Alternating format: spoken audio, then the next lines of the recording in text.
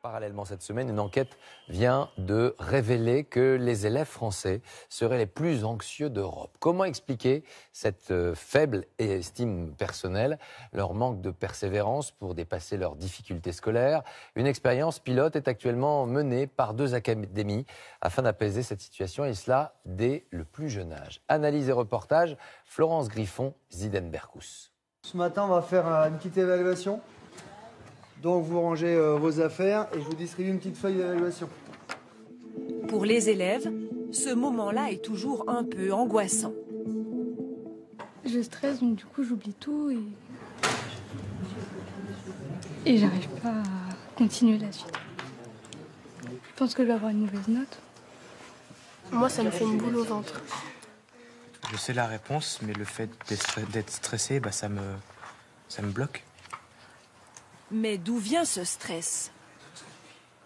Il y a le stress des parents parce qu'on n'a pas envie de décevoir nos parents.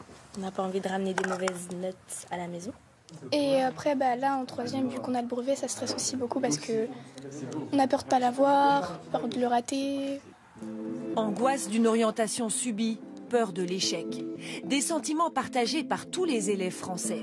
Ils sont 2 fois plus anxieux que leurs camarades européens et ont beaucoup moins confiance en eux. En maths, par exemple, ils sont presque 2 fois moins nombreux à se sentir capables de résoudre un exercice. Du coup, leurs résultats sont moins bons. Pour cette inspectrice de l'éducation nationale, nos voisins valorisent davantage les élèves. Il faut donc redonner confiance aux Français. Dès qu'ils sont en situation de difficulté, au lieu de proposer une réponse, ils s'arrêtent. Ils préfèrent ne pas répondre avec cette peur de l'échec, cette peur de se tromper. Et on voit que le stress est un véritable inhibiteur. Les recherches montrent que le stress empêche les apprentissages. Dans l'académie de Poitiers, une expérience pilote cherche à faire disparaître le stress. 800 élèves testent cette méthode. Je double-clique sur le bouton Clément. Voilà. 5 secondes d'inspiration, puis 5 secondes d'expiration. En suivant le poisson bleu sur l'écran, le rythme du cœur se cale sur celui de la respiration. On appelle ça la cohérence cardiaque. Ce n'est pas de la relaxation. Voici le médecin à l'origine de cette méthode.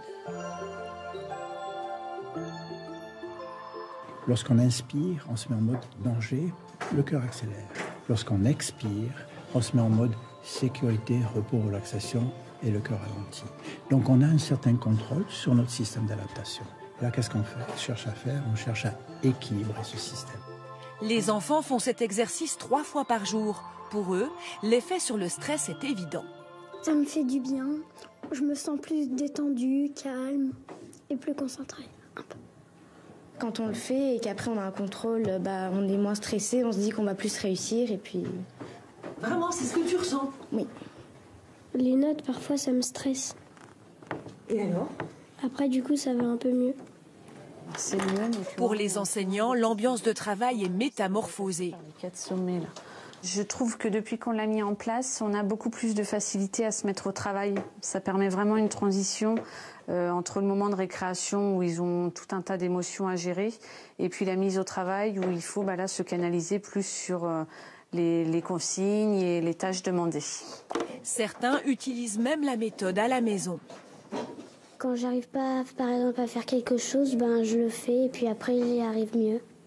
Et avant de dormir aussi, parce que j'ai pas sommeil et ça m'endort. Oui. Au total, une 60aine de classes dans l'académie de Poitiers et à La Réunion tentent l'expérience depuis 1 an. Une première évaluation a été faite en géométrie et les résultats sont meilleurs que dans les autres écoles. Le bien-être des élèves joue sur leur réussite.